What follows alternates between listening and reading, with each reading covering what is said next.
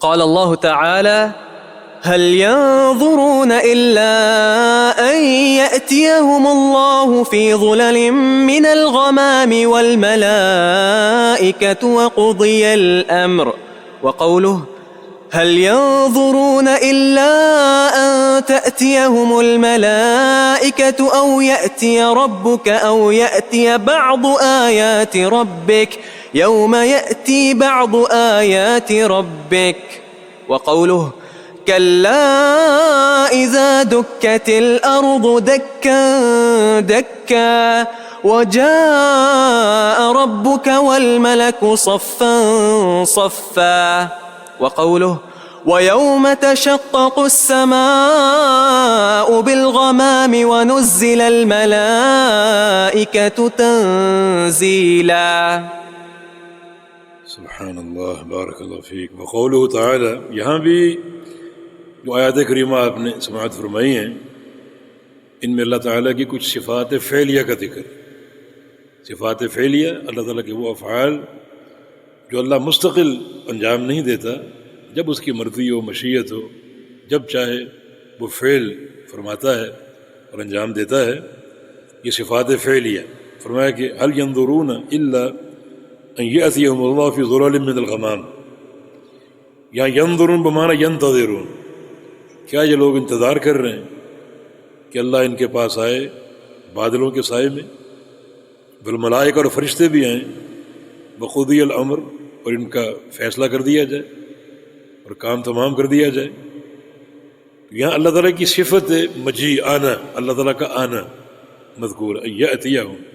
ان یأتیہم اللہ، اللہ آئے ان کے پاس بادلوں کے سائے میں. یہ جو بادل ہے جس کے سائے کا ذکر ہے، یہ نور کا بادل، جس کی جو ہے وہ دہشت سے آسمان پھٹ جائے گی. یہ قیامت کا وقوع ہے. یہ کیا لوگ کس چیز کے منتظر ہیں کہ اللہ آئے ان کے پاس؟ تو یہاں اللہ تعالیٰ کے آنے کا بھی ذکر ہے، فرشتوں کے آنے کا بھی ذکر ہے. فرشتے مخلوق ہیں، تو یہ آنا خالق کی طرف منسوب ہے اور مخلوق کی طرف بھی. لیکن خالق کا آنا کیسا ہے؟ جیسا خالق کے لائق ہے، اس کے شان شان. اور مخلوق کیسے آئے گی؟ یہ آتی ہے جیسے مخلوق کے شان شان. تشبیہ نہیں ہے. جو لوگ آنے کا، صفت مجیء کا انکار کرتے ہیں اور تعویل کرتے ہیں کہ اللہ کے آنے کا معنی اللہ کے امر کا آنا، اللہ تعالیٰ کے فیصلے کا آنا، یہ صفت کا انکار. اللہ تعالیٰ کے آنے کا ذکر ہے، امر کے آنے کا ذکر نہیں ہے. آپ امر کے آنے کا ذکر کر کے اصل صفت کا انکار کر رہے ہیں. صفت کا انکار ہے تو اس کا آنا حق ہے. کیسے؟ جیسے اس کی ذات اور شان کے لائق ہے. کیا اس کا آنا مخلوقات جیسا ہے؟ نہیں. کیوں؟ لیس کمثلہ شیء. اور یہ قاعدہ اپنے ذہن میں رکھیں، جو ایک محور ہے اسماء و صفات کے عقیدے کا. آگے هل ينظرون الا ان تأتيهم الملائکۃ او یأتی ربک او یأتی بعض آیات ربک. اب یہاں بھی دیکھیں یہ کس چیز کا انتظار کر رہے ہیں؟ کہ ان کے پاس فرشتے آئیں، او یأتی ربک، یا تیرا رب آئے، او یأتی بعض آیات ربک، یا تیرے رب کی نشانیاں آئیں.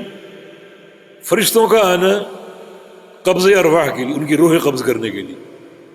یہ مان نہیں رہے، حق کو قبول نہیں کر رہے. کس چیز کا منتظر؟ کہ فرشتے ان کی روح قبض کر لیں سب کی، اور قیامت قائم ہو جائے. ان فرشتے آئیں، اور یأتی رب، یا تیرا رب آئے. فرشتے کیوں آئے؟ قبض ارواح کے لیے، روحیں قبض کرنے کے لیے. اللہ کیوں آئے؟ فصل قضاء کے لیے، فیصلہ کرنے کے لیے اپنے بندوں کے درمیان.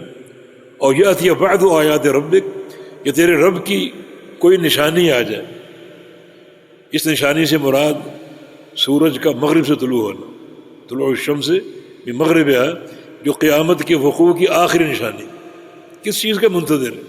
کہ یہ نشانی آ جائے، اور سورج مغرب سے طلوع ہو جائے، اور قیامت قائم ہو جائے، اور اللہ آ جائے حساب و کتاب کے لیے. اس چیز کا منتظر ہے.